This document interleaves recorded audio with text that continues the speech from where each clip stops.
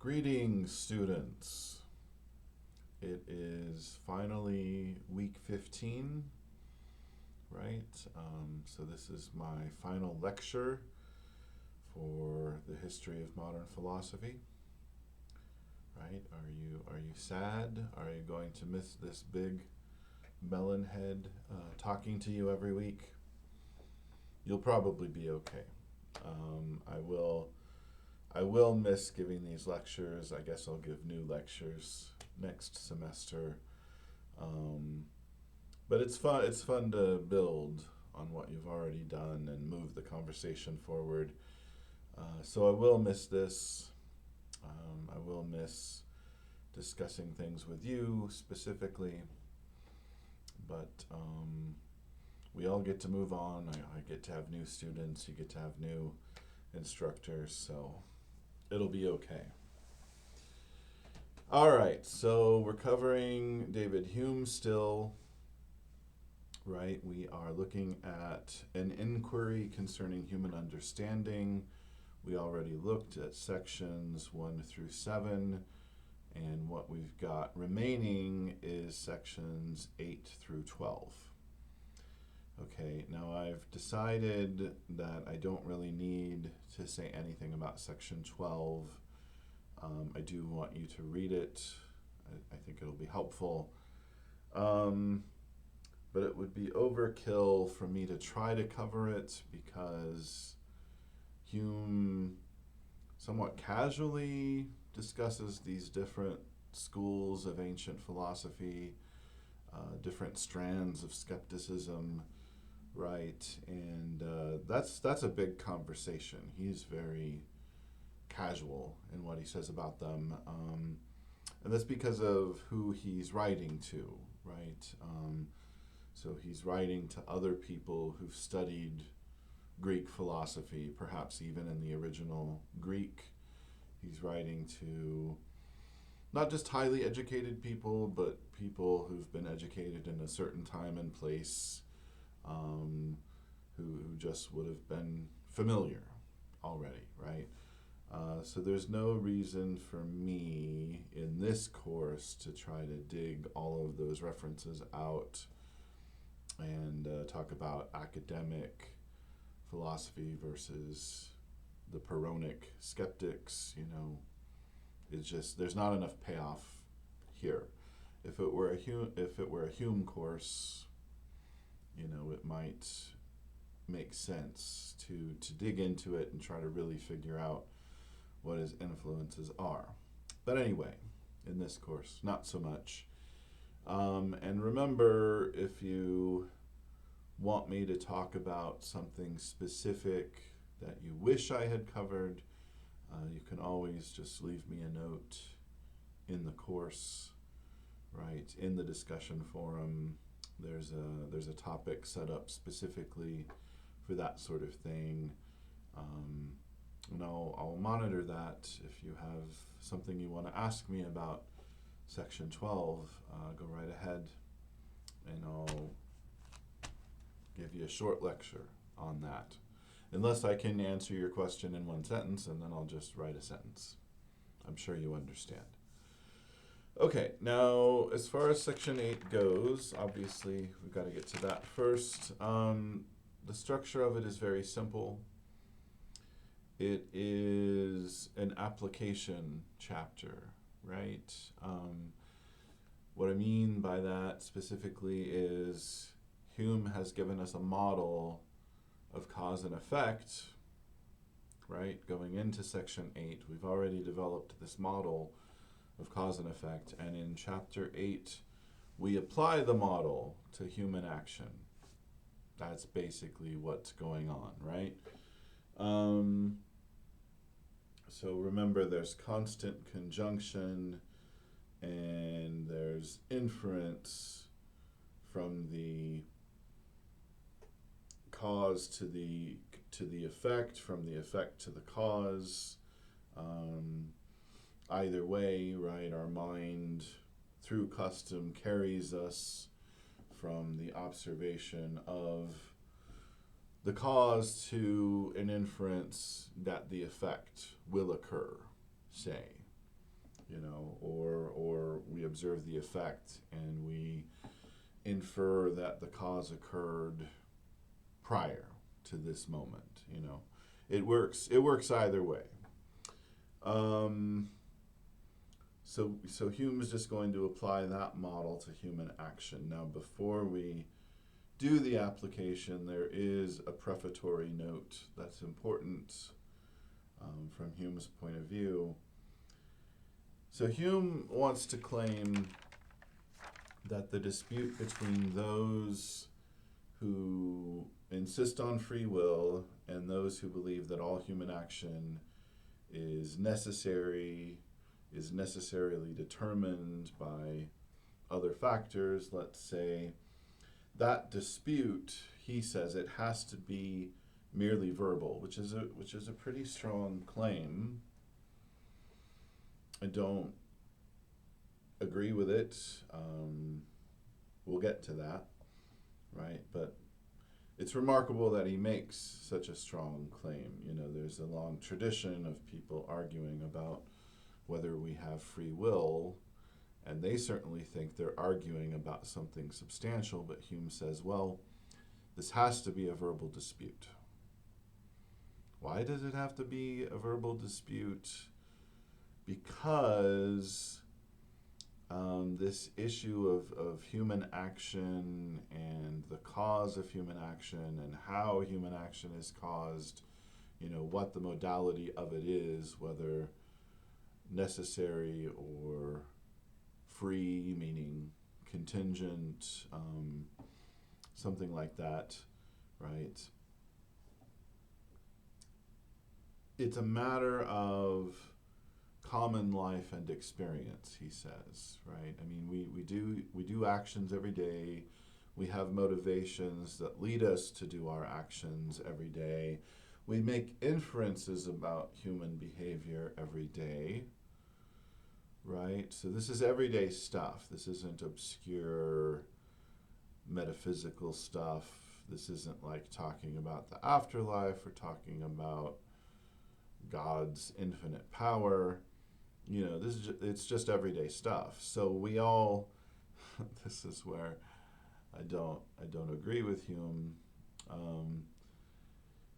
We all know the basic facts of the case, right? Because we know our own motivations and we know human action, and so we must agree on whether human action is determined with necessity or whether it's free, right? We must agree on that, right? Okay, so let's see why that's so, and then there will be some criticism here. So what is the model? Right, we have to remember what the model of cause and effect here is, and then apply it to human action, as I've said. Okay, so the model is there's constant conjunction between two phenomena. That's why we would claim there's a case of cause and effect. We have to see two phenomena, two events, two things, two entities constantly conjoined. They have to go together all the time, one following the other, right? And only in that kind of case would we make a causal claim. Only when we see A and B constantly going together, B follows A precedes B. In that kind of case, we're prone to say A is causing B, right? So that's half of the model, constant conjunction. And then the other half of the model is we infer, right? And the inference can go either way. But one case is we're presented with A and we infer B. That's in a way that's the most straightforward case, although I'm not going to explain why. since this isn't a logic class, there are logical issues here. But the most straightforward case is we've seen A and B go together constantly, constant conjunction. We've seen B follow A, and then we're presented with A, we observe A, and we infer B. B is going to occur. Here's A, we directly perceive it, we infer B is coming along, right? So those are the two parts of the model. Do those parts of the model both apply to human action? Yes, I agree with Hume thus far, right? So do we get something like constant conjunction in human behavior? Yes, definitely.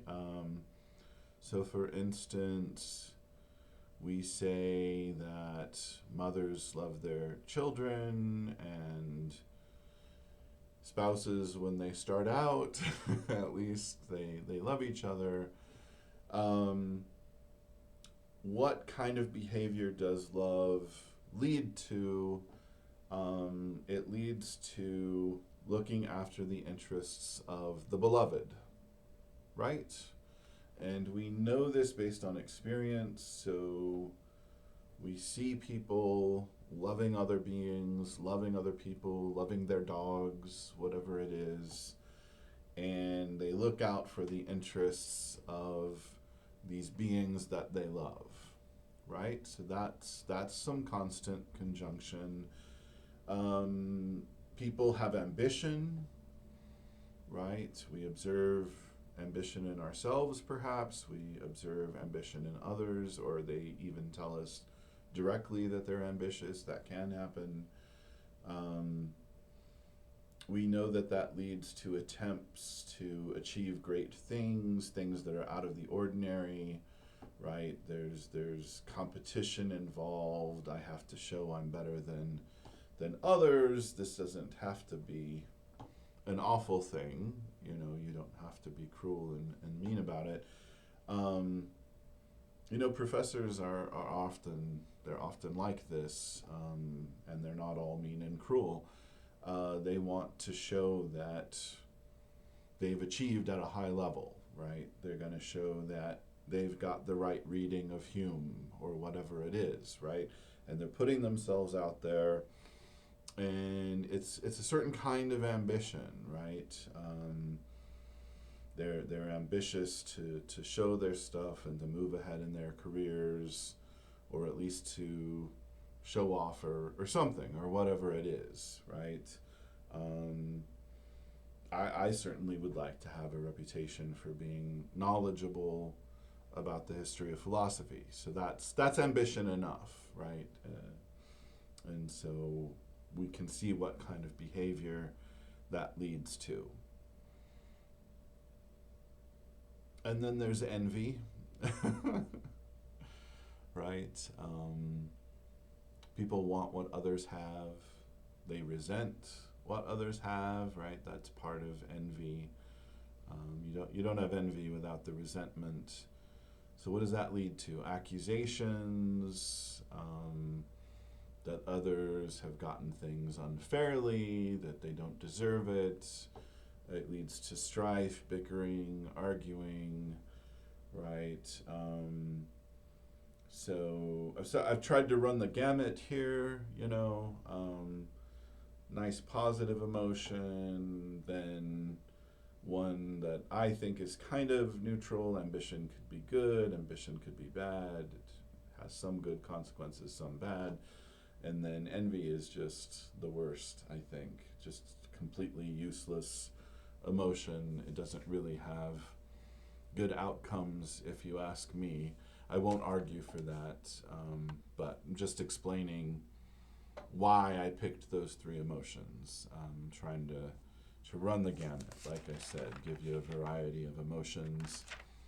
Okay, so constant conjunction, yeah, that seems right. That's what we seem to observe human behavior. And then it's not very surprising, is it, that if we do have constant conjunction, we also do infer from the cause to the effect, or sometimes we infer in the opposite direction as well. But again, that's the most straightforward case. Do we infer from cause to effect? Yes, we definitely do, right? So let's say I have some ambition, right? So what could you reasonably infer? That I'll try to get more work published, right? So I have a publication coming out in the spring, but we can infer Dr. Ogle will keep writing, keep working on his articles and send them out to various places. He'll keep teaching. He wants to be known for his expertise, so he'll keep putting himself out there, putting himself in front of students, maybe make some more videos, right? These seem like safe inferences, right? And then, when it comes to love, if I call my mom, I expect she'll either answer the phone or call me back. Hopefully all of us have that expectation with regard to our parents. We have enough security in the relationship. We had a decent childhood. Same with my dad. He's actually more responsive than my mom, to tell you the truth. So there's a love there that goes way back, and I feel like I could count on it. I know what kind of behavior it's going to lead to. Hume gives grim examples for some reason of the same sort of thing. Will the executioner do his job? Will the executioner bring the axe down on my neck and separate my head from the rest of my body? Well, yeah, the executioner likes his job, and I've got no leverage over him, and yeah, he's going to do it, right? And maybe I've even seen the executioner execute other people, and he seems into it, likes his job again. So yeah, I infer that when I put my head down on the chopping block, he's gonna chop it out. I don't know why Hume goes with this example. He also talks about a jailer being really stubborn, right? So you have the evidence. You've noted that the jailer is stubborn. Are you going to be able to bribe the jailer or convince the jailer to look away while you escape? No. Right? People make these kinds of inferences all the time, right? He's imagining someone who wants to escape prison and is thinking, should I spend my time trying to dig through the wall or dig through the ground, or should I spend my time trying to talk the jailer into something? And this person decides, I'd better start digging, right? Given what this jailer is like. So do we make inferences, right? The stubbornness is the cause. The effect is refusing to take the bribe or whatever, right? Do we make inferences regarding people's behavior? Do we observe a cause and infer an effect looking at people and how they behave? And the answer is definitely yes. This is all pretty easy to agree with. If you want to generate your own examples, think about how you deal with different instructors. You don't deal with them all in the same way, right? Just like I don't deal with every student in exactly the same way. Excuse me.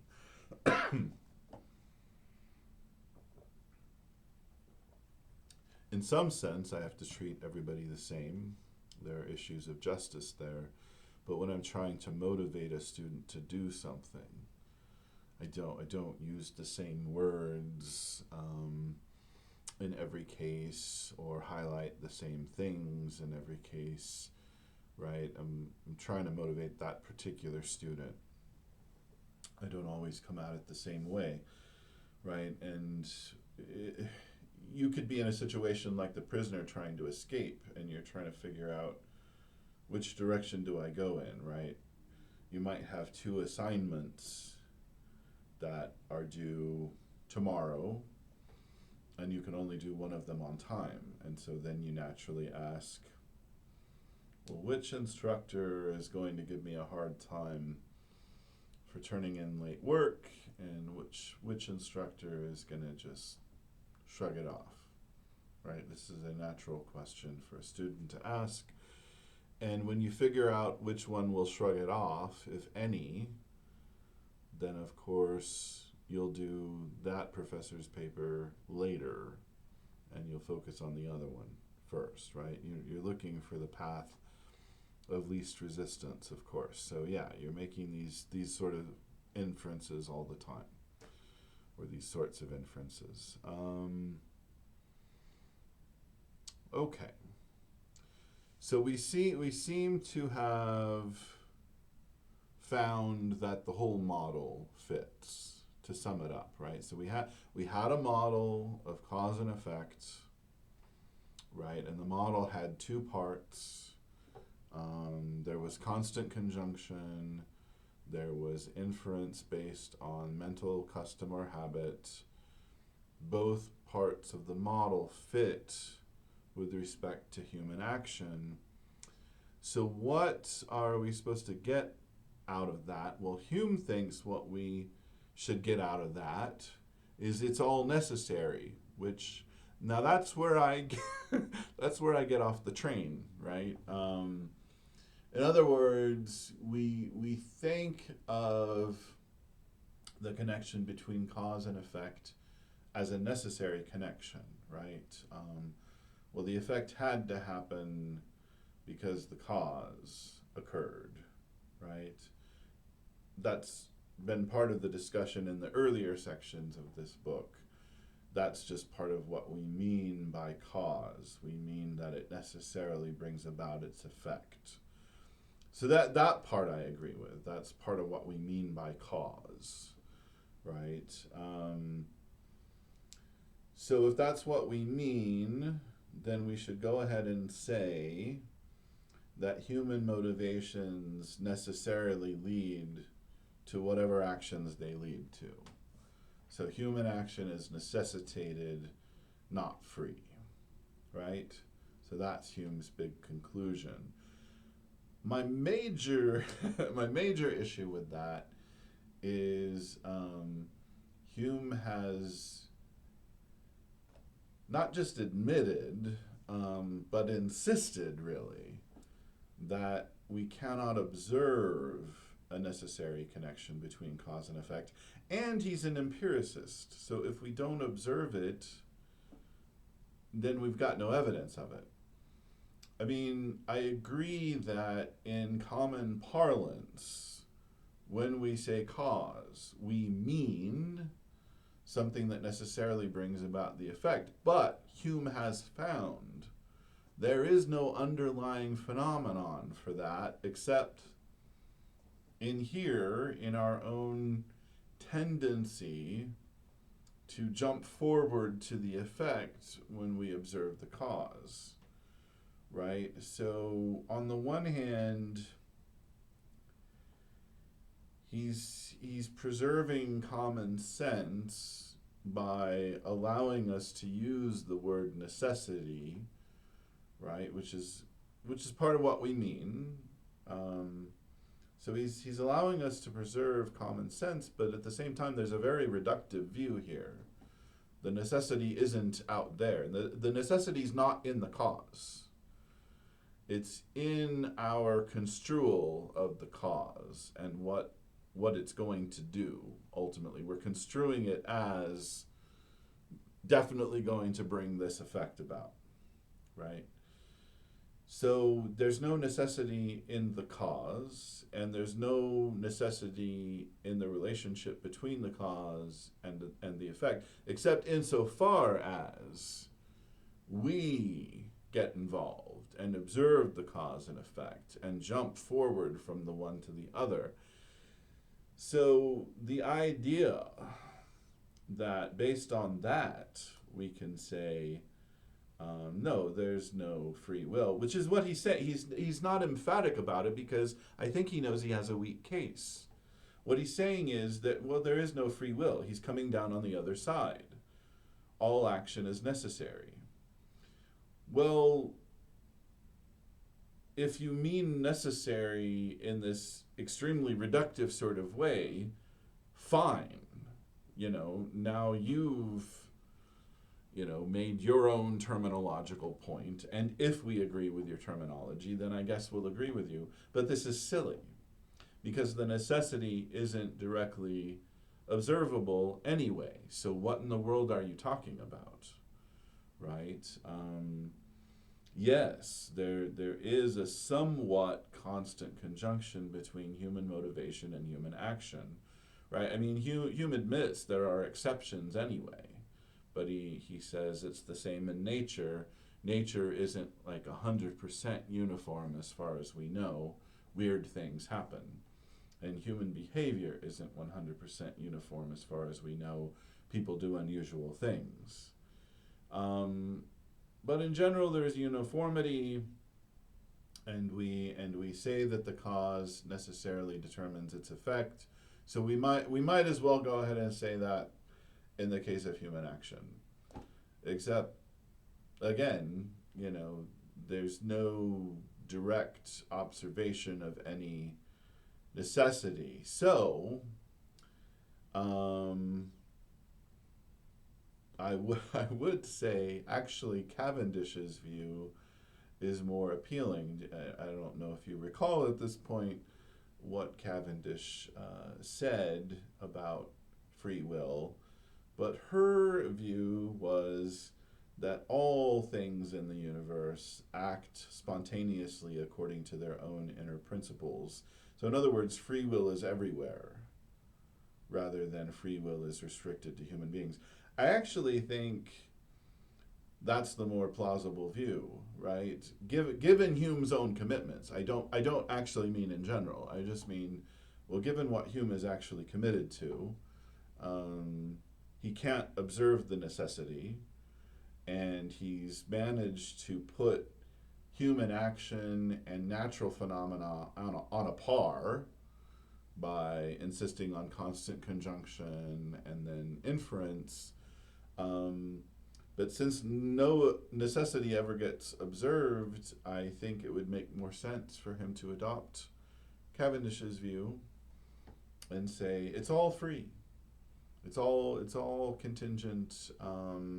Contingent on what? On the spontaneous action and desires of the beings involved. Okay, well, I'll be interested to know what you make of that. You're certainly free to disagree, but yeah, I don't think much of Section 8. You might have noticed. Also, this is a more minor issue. Hume has read his Locke clearly, and Locke talks about our ability to suspend our desires, just not act on them. We can be aware of our desires and just, resist them. Okay. I mean, that can't go on forever, but at least for now, I could just. I'm trying to show you a meditative sort of stance. I mean, we do this when we meditate. We just, I want this, I'm thinking about that. Well, I just have to note that as a phenomenon. Okay, there's a desire, there it is. Okay, that's cool. It's a desire. I'm just gonna let it go, let it flit away, right? So lots of different thinkers have noted this. It's part of meditation, like I said. So Thich Nhat Hanh, just to pick an example of someone who meditates. Well, he's dead now, but he meditated a lot. He noted this ability to just, set it aside, set your desire aside. John Locke noted it. If you want to read a contemporary author, I might have mentioned him before, Slavoj Žižek. Not sure I can pronounce his name correctly. Slavoj Žižek, something like that. He is an Eastern European guy. He wrote a book called Parallax, and he's still youngish, just a little older than me, I think, maybe in his 60s. And in this book, Parallax, he's trying to come up with a model of free will, and he makes a huge deal out of this sort of veto power we have over our desires. So I'm disappointed that Hume has nothing to say about that. He's read his John Locke. He knows that Locke focuses on this phenomenon, this ability that we have to just negate our desires, and Hume has nothing to say about it in his discussion of free will. At best, that's odd, right? I would actually say that's a grievous oversight. Come on, do something with that, Hume. Okay, well that's maybe the most critical I've been in this course. Usually I just try to tell you what the philosopher said and make something of it. But I have a view on free will. I'm not an unbiased party. I don't really believe the naysayers. You know this about me already. All right. Anyway, Section 9. I don't have a lot to say about Section 9 or any of the remaining sections, thankfully. So maybe this lecture won't go on too much longer. We'll see. What's of interest in Section 9? Well, remember it's about animal minds, and I've put down 2 points of interest. Number 1, Hume gives us good examples of animals acting from experience. And the point is, animals seem to have some idea, Hume would even say beliefs about cause and effect. So that's part of Hume's view, is that animals have belief. They don't have reason, and they don't use reason to get to their beliefs, but they have beliefs in the sense that they expect the world to be a certain way, right? And we can see that in animal behavior. Hume mentions the old greyhound letting the younger dogs wear out the hair, right? They're going hare hunting with the dogs. Very, very gentlemanly, I guess. if you're British in the 1700s. So they're out hare hunting, and the old greyhound lets the younger dogs wear out the hare, and then the old greyhound sort of goes ahead to this area where he knows the hare has to end up, right, and waits. So I haven't been greyhound hunting, but I know that dogs behave differently as they get older. They're aware of their different abilities, and they certainly can anticipate things. So their behavior changes over time according to their experience, and they anticipate things based on what they observe now and what has happened to them in the past, right? So they have some kind of knowledge of cause and effect, or certainly they have beliefs about cause and effect. I don't know how Hume wants to use the word knowledge, but he's clear that there's belief here, right? And then, so that's the first point, is that we get some good examples, and once we look at Hume's examples, we can think of our own probably. We get some good examples of animals inferring effects based on observing the causes, right? So that's very telling. And the other thing I consider really important from section 9 is Hume says inferring effects from causes is so important that it wouldn't make sense for nature to leave that to reason. In other words, reason is such a weak faculty.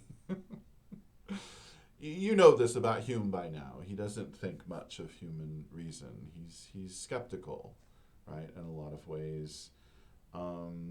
So inferring effects from causes is so important that nature wouldn't just leave it to reason, which is slow and uncertain of itself, right? It's more instinctual than that, right? And so animals also infer effects from causes. So it's something natural to us, not a mere product of reason, right?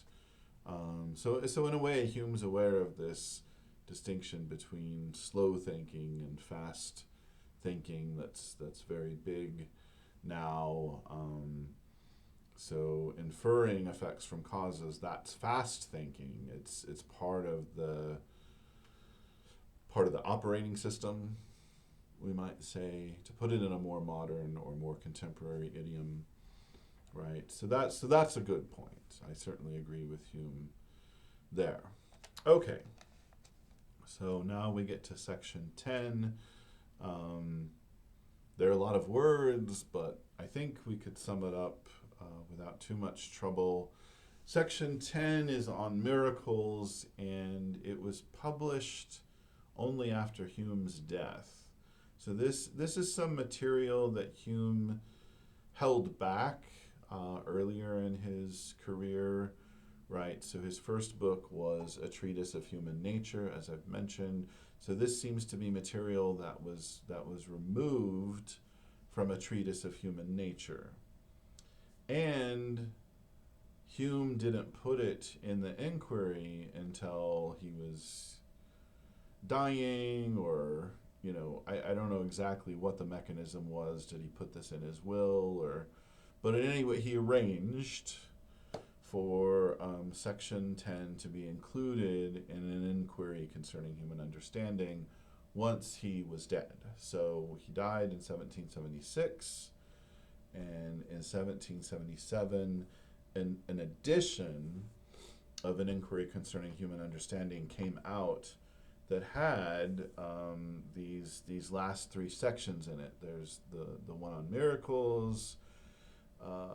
There's the, let's call it the Epicurean section. It has to do with, you know, some future state. In other words, you know, what are things going to be like for us after we die? And then there's the section on various brands of skepticism, which I said I'm not going to cover. So that material came out after Hume's death. So anyway, section 10 on miracles. First of all, we can thank Dr. Tillotson for Hume's argument. Basically, Hume is generalizing from Tillotson's argument, and he's transparent about that, right? He mentions Tillotson's argument, He tells us how the argument goes. It's clear that he's sort of riffing on that original argument. So Dr. Tillotson, just a reverend that we don't need to know much about, was writing about real presence, and so hopefully you figured out what that meant. You looked into it, right? Being a college student and all. But we're talking about transubstantiation, right? In other words, the Catholic Church believes that when you go to communion, Christ is really present in the bread and the wine, right? This view of transubstantiation is a very old Catholic doctrine. Tillotson's a Protestant, presumably, and he's arguing against real presence, right? And what he says is, look, the evidence of your own senses is very strong evidence. Evidence based on a report from someone else is not very strong evidence. And then when the report has a long chain of transmission, from the apostles during Christ's time down to us, 2,000 years later or 1,700 years later.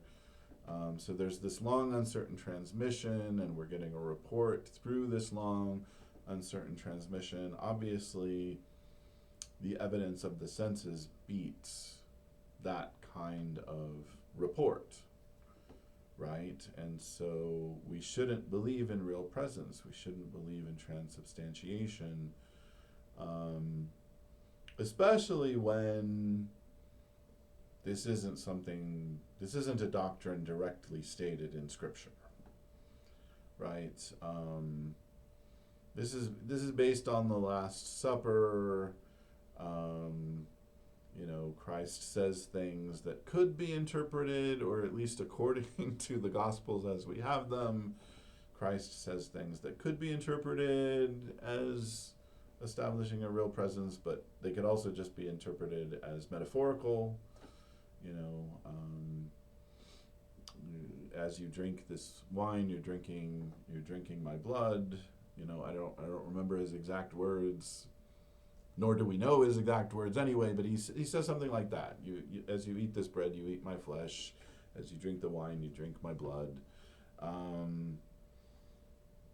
How is that even meant? Was that meant literally? At some point, someone in the Catholic Church decided that was meant literally, and so we got to have a doctrine of transubstantiation. So Dr. Tillotson, bless his heart, says, well, I believe what I see. Okay, fair enough, Dr. Tillotson. Okay, so Hume is just generalizing from that argument. And I want to give Hume credit. I'm not saying, he didn't do anything important. It is important to be able to spot a good argument and realize that it has much larger implications than the original person who made the argument realized. So, here's how Hume puts it. Nothing is more certain to us than the general uniformity of nature. In other words, nature's predictable. Sometimes weird things happen. We already admitted that earlier in this lecture. But nature is predictable. We know how to manipulate nature, don't we? Right? We know if this happens, this other thing will happen. We know how to get the billiard ball or the pool ball to hit, the corner pocket. Certainly in theory, we know. The execution may be poor, but we know how to do it, right? So nothing's more certain than the general uniformity of nature.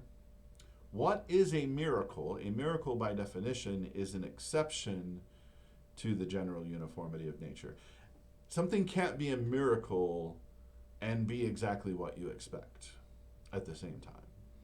When we say miracle, we mean there's an exception. This was supposed to happen, but instead this other thing happened. It's a miracle, right? It's a break from the usual course of nature. That's just what a miracle is. Lies and misperceptions, misperceiving things, are part of the normal course of nature. Are you getting this? I mean, this is a pretty simple argument. Nature is uniform, and we know that it is. By definition, miracles are exceptions to the uniformity of nature. On the other hand, lies and misperceptions are part of the general course of nature. They do not violate this requirement of uniformity. Therefore, whenever we have to choose between believing a report of a miracle, right, which would indicate There's been an exception to the uniformity of nature. Whenever we have to choose between believing a report of a miracle and believing in the uniformity of nature, we should continue to believe in the uniformity of nature, which of course means we should reject the account of the miracle, right? It's really that simple. Like I said, there's a lot of words in this section, but that's it. That's the message. If someone tells you they encountered a miracle, they're lying, or they didn't observe what they think they observed, right? Hume doesn't mind sort of harping on the possibility of lies and deception, and he even gets a lot into the motivations of why people lie and why they lie about miracles. Specifically, it is exciting to think one has beheld an exception to the uniformity of nature. It is. People get very excited. I remember people being excited that they saw a face on Mars. I never bought into it. I don't see something distinct enough to count as a face, but this was back in the 90s.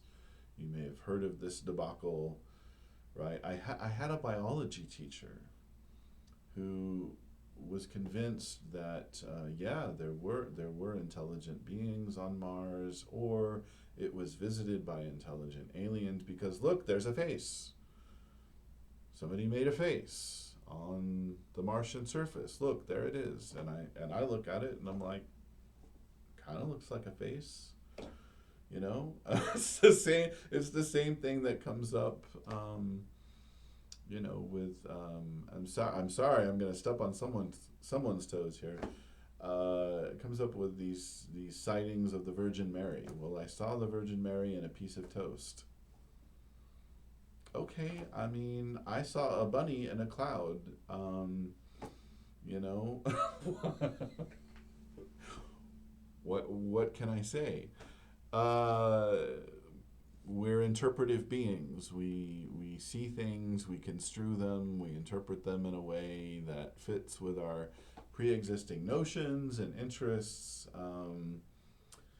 But was there really an exception to nature, or are we just misperceiving, or does it even need to be misperceiving? Are we just freely perceiving, right? Loosely perceiving, right? Is there really a face there, or not? So Hume is very big on the lying explanation. We don't need to go that far. I think often when people report miracles, they're misperceiving or freely perceiving, right? And you can say, but look, it's possible to observe a miracle. Sure. And then Hume allows that, right? What if everybody in history, as far as we could tell, recorded that the sun didn't show up for a few days in a row. I don't remember his exact example. The sun stood still in the sky for 24 hours, or what would normally count as 24 hours. If you've got different cultures on different parts of the planet, recording that in different languages, okay. However, Hume should have added, I mean, he has the resources for this. I don't know why he doesn't harp on this instead of harping on the fact that people lie.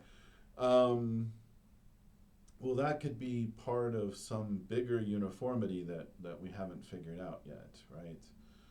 Maybe the sun stands still in the sky once every 10,000 years, and that was just the one instance in human history as it's been recorded so far, right? And it's going to happen another 10,000 years after that. and we just don't know it. I mean, that's certainly possible. So there are lots of issues here, right, regarding miracles. First of all, it means an exception to the uniformity of nature. That's already hard to buy. And then secondly, we're normally counting on people's reports to tell us about miracles, and people lie and they misperceive and they freely perceive. And then even if we thought we had good evidence, right, because it was recorded in so many ways by so many different humans, even there could be some bigger or more elaborate, let's say, uniformity that we've just got a bare inkling of, and we don't have enough data to get the bigger uniformity. So it looks like an exception, but it's not really. We just don't have the data that we need. He should have said that. Okay, anyway. That is Hume's take on miracles, plus a little bit of Dr. Ogle's take on miracles in addition. And that brings us finally to section 11. And again, there's a lot of words, but let's sum it up, right? This may be a case where Hume was unusually wordy. I mean, he's a very good writer. Some of this material was just sort of tacked on from earlier things that he worked on because he thought he could get away with it once he was dead. I don't think this material is as smooth and polished as the earlier chapters, right? So I actually don't think that sections 10 and 11 are all that well written, to be honest, even though Hume's a really good writer, and some of his writing is awesome. So the main thing I want you to get out of section 11 is that, and by the way, if you want to read a really polished version of the same argument, then please do read David Hume's Dialogues Concerning Natural Religion. I already recommended the book. I'm recommending it again because the same argument that you see in section 11, which is not very well presented there, is presented exquisitely and beautifully in the Dialogues Concerning Natural Religion. Okay, so what is the argument, Dr. Ogle? Can you get to the point? Yes, I can. So the argument is, it seems that, we'll say Christians. I mean, it's broader than that, but Hume is talking to Christians. Hume was raised as a Christian, so let's just focus on that. Christians want to say that you should be able to infer that there's a God from the grandeur of creation, from the elaborate sophistication of creation, from how well everything works. So I'm not going to get into details, and pick specific authors. It's a pretty widely used theme, right? It's in the Bible itself. I believe in Psalms, you see something to this effect, but now I'm riffing, so you can't take that too seriously.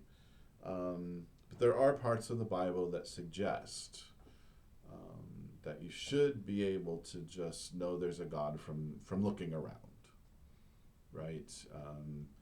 It's nice to read scripture. It might be important for your salvation, but you should be aware that there's a God just from looking around, right?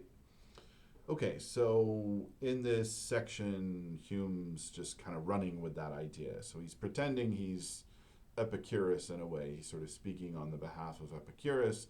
Epicurus was a hedonist and an atomist, and I've mentioned Epicurus before,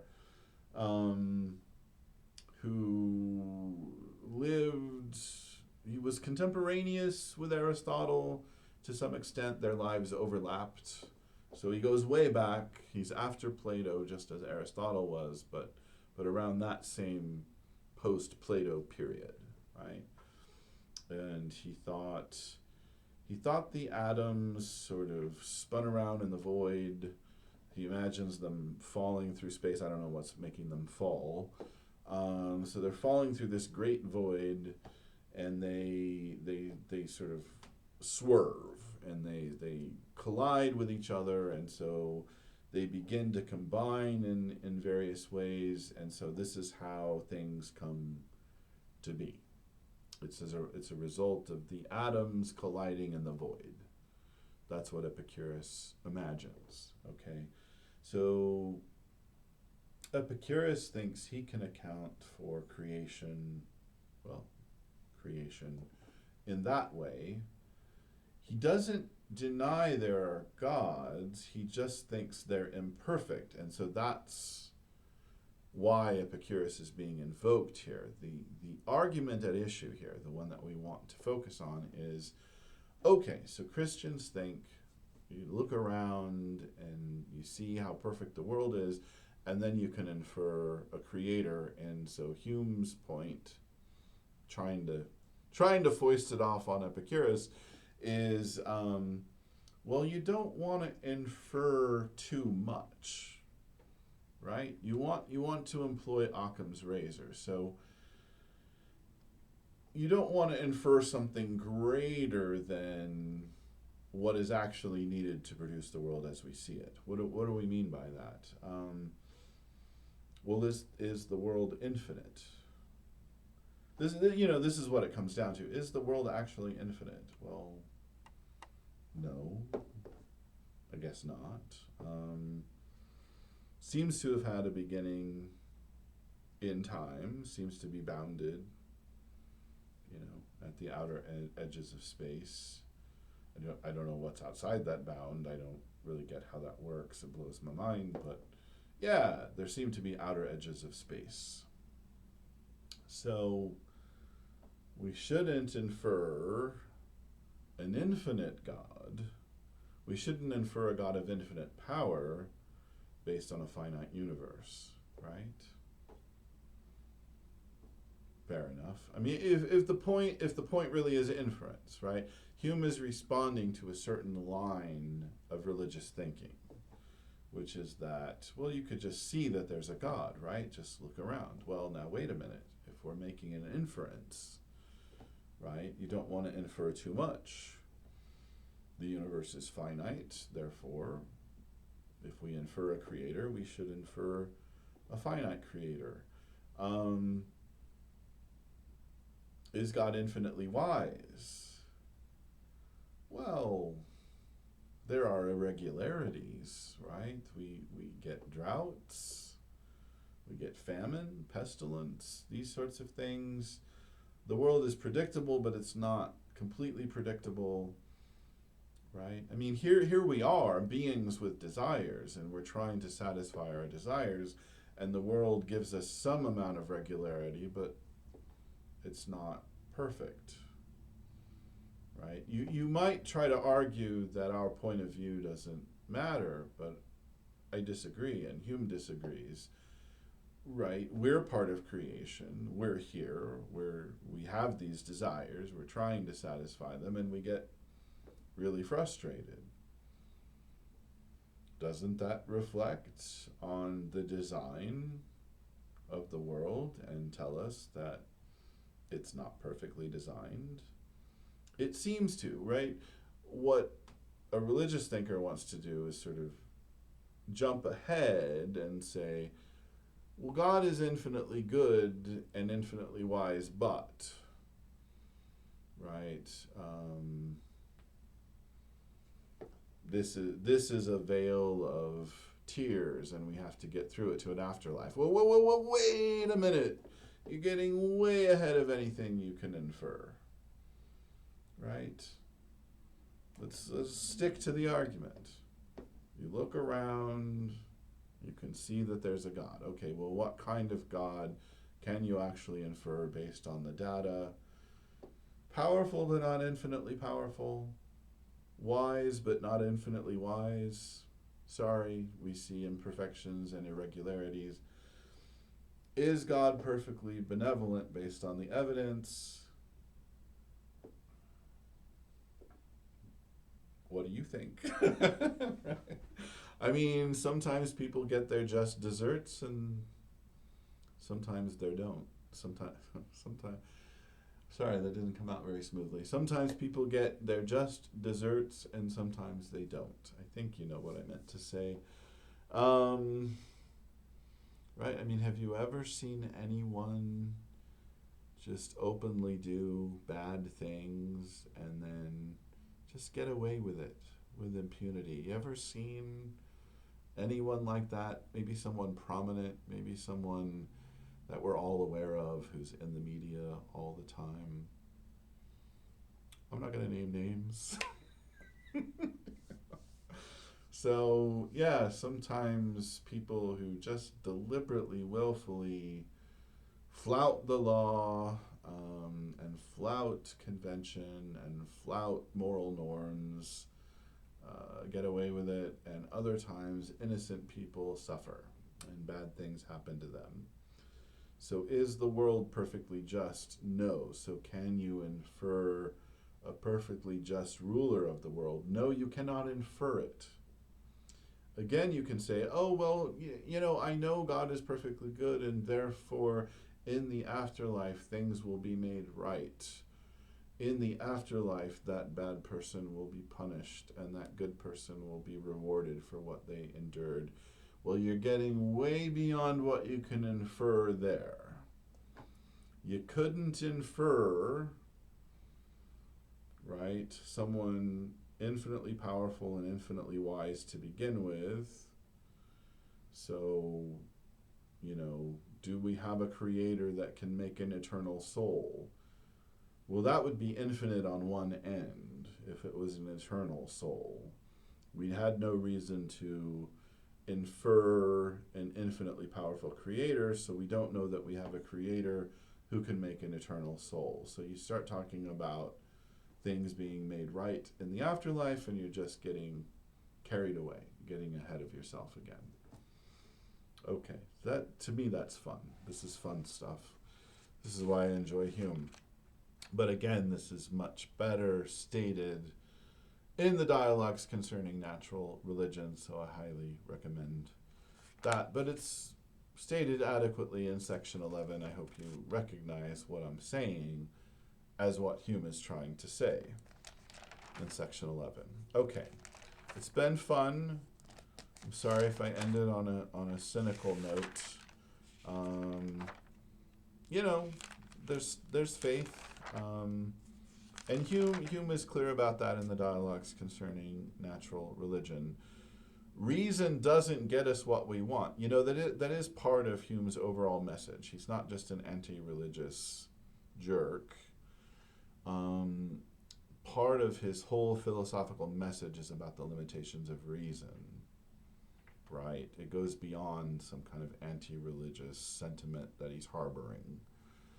So you do need to understand that, okay, we can't infer there's an infinite God or a perfectly benevolent God or anything like that. That doesn't mean there's not room for faith. Hume might say, he seems to say something like this in the dialogues, that in a way he's making the room for faith. I mean, that's a phrase that's more associated with Kant, to be clear, but it's sort of suggested in the dialogues.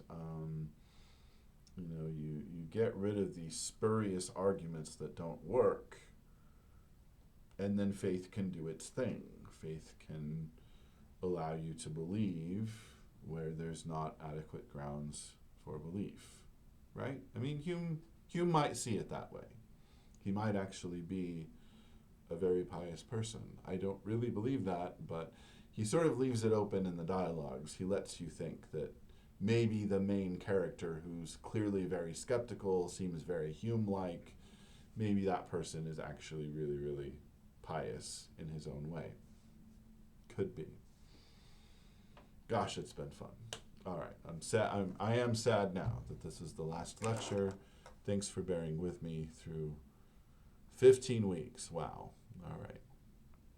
Take it easy.